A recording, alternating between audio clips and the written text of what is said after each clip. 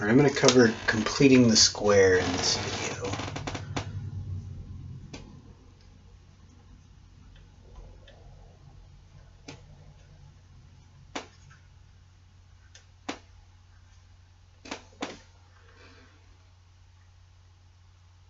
So let's just start off with an example. I guess that would be good. Let's say I have x squared plus, I mean, these numbers can be anything. It doesn't matter. I can still complete the square with whatever it is.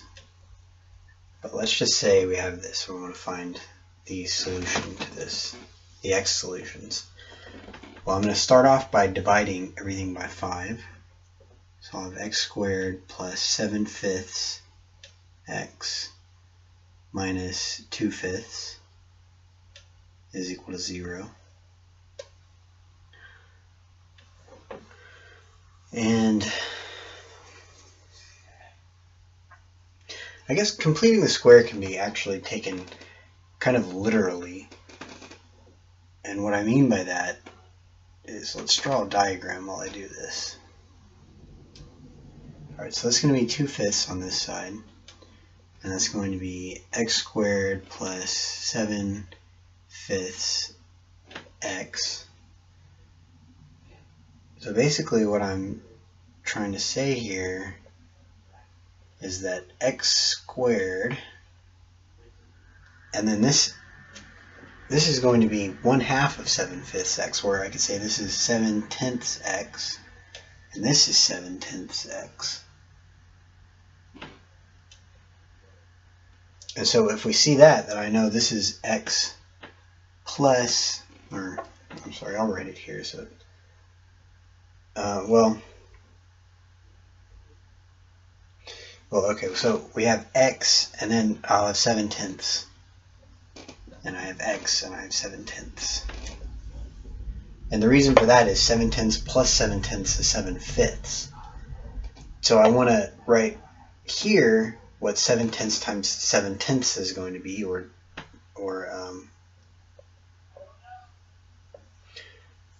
7/10 squared.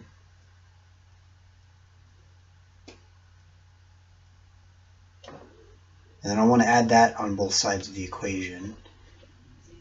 That way I keep it equal.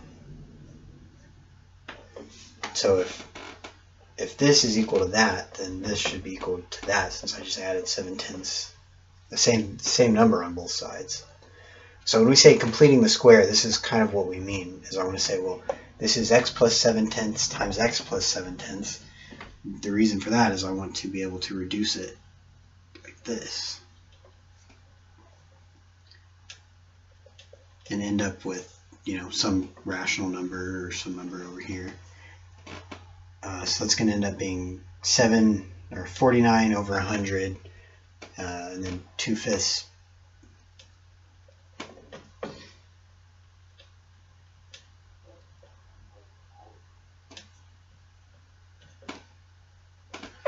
And then 2/5 of 100 is 40, so that's 40 over 100 plus 49 over 100, or 89 over 100.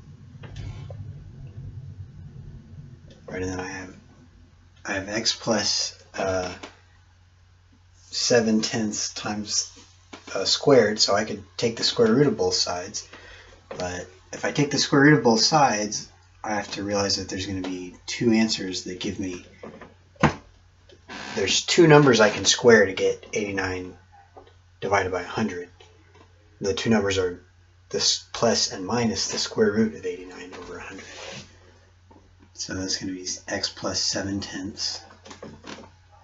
And then I have x is equal to negative 7/10 plus and minus the square root of 89 over 100.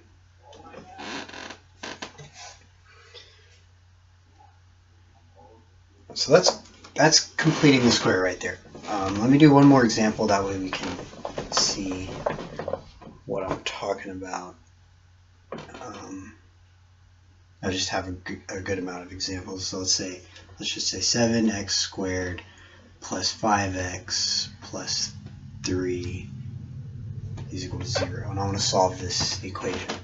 So I divide everything by 7 first. That's 5/7 x plus 3/7 is 0. And then I want to move the 3/7 to the other side. So I'll say negative 3/7 over here. And then I have x squared plus 5/7 x. And I want to put this in a term where I can have x plus some number and square that. So the two sides of the square are the same, basically. So I'll draw another little diagram so we see what's happening.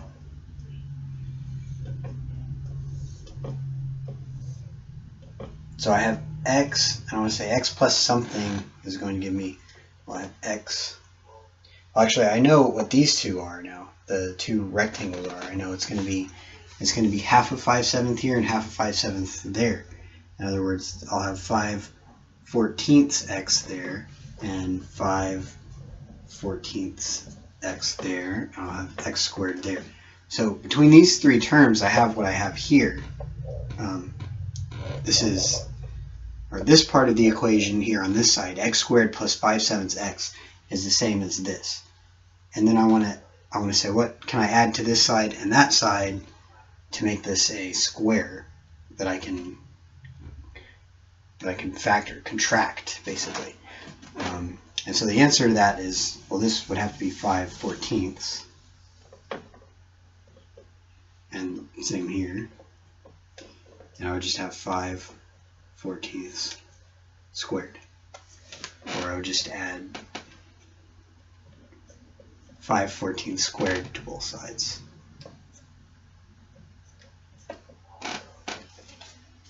Because that's what I mean when I say that completing the square can be taken literally. That's what we're doing there. We're making this into something that I can write as x plus 5/14 squared. And then that's going to be 25 divided by, let's see, 196, I think, minus 3/7. So 15 divided by 14 squared is 25 over 196. And then I have, so I have x plus 5 divided by 14 is equal to plus and minus the square root of 25 divided by 196 minus 3/7. I'm not going to combine it all and put this in a simplified form. I'm just going to give it in a form like this. But we know this is going to be some number.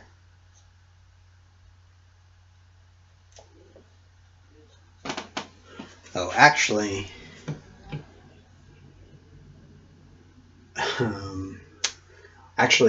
when we try and simplify this, we're going to find out that this is a negative value under here. And so since there's a negative value here, this is an imaginary number.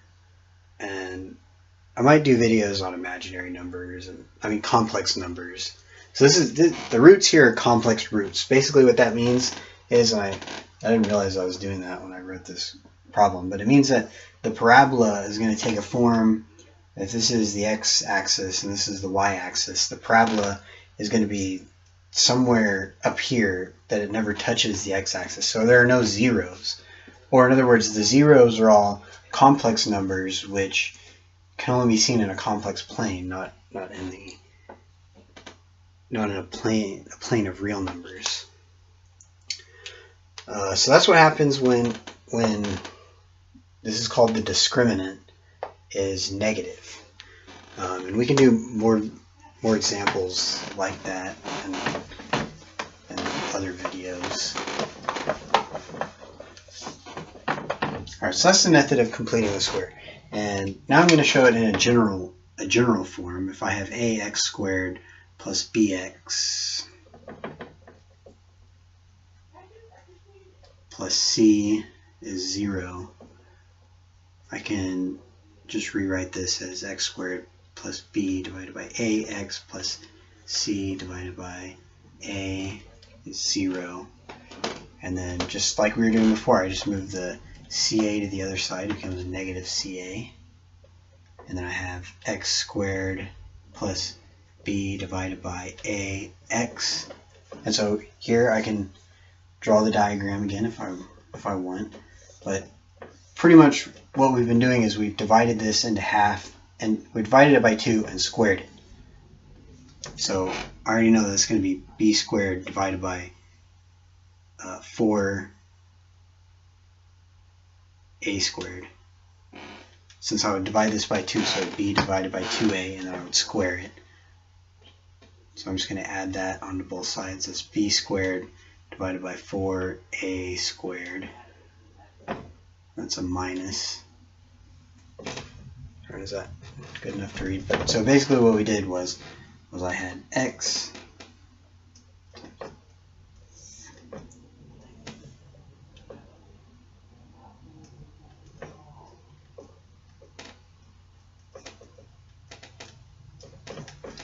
so here we had x squared plus b divided by a times x, which gives us these three pieces here.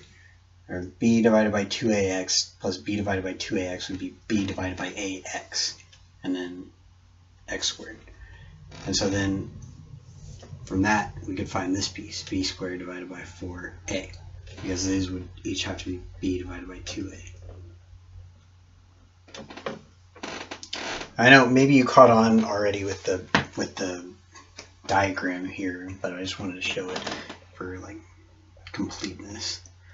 So this is going to be b plus, x plus b divided by 2a squared. So I can factor that to be that now. That's what we're doing here. And then this is going to be b squared minus 4ac. If I'm combining the fractions, I would multiply both the top and the bottom by 4a, so that I can get it over the common denominator, 4a squared. So that's b squared minus 4ac over 4a squared. And then I'm going to take the square root of both sides. So that's going to give me plus and minus the square root of the top and the bottom. But the bottom here is going to, the square root of the denominator is just going to be 2a. So I can just write this as plus and minus the square root of the numerator, b squared minus 4ac. And then if I took the square root of both sides, this would then become x plus b divided by 2a. Alright, and then this is x is equal to, then I would subtract this fraction from both sides, and I'm left with negative b. And then I'm just, since it has a common denominator already, I'll put it all over that denominator. So negative b plus and minus the square root of b squared minus 4ac. Alright, so this is how the quadratic formula is derived by completing the square. So we did some examples on how to do completing the square, what it means, and how the quadratic formula is derived. So completing the square is going to be something that's useful to solve any quadratic formula, and you can use it to figure out if you have real roots in that quadratic equation, or if the roots are imaginary. So when the roots are imaginary, you know that this right here is negative. B squared minus 4ac has to be negative. This is called the discriminant. So if b squared minus 4ac is less than 0, that means there are no real roots, or it can be written like this: there exists. Well, we're not going to do that. If this is true, b squared minus 4ac is less than 0, there are no roots.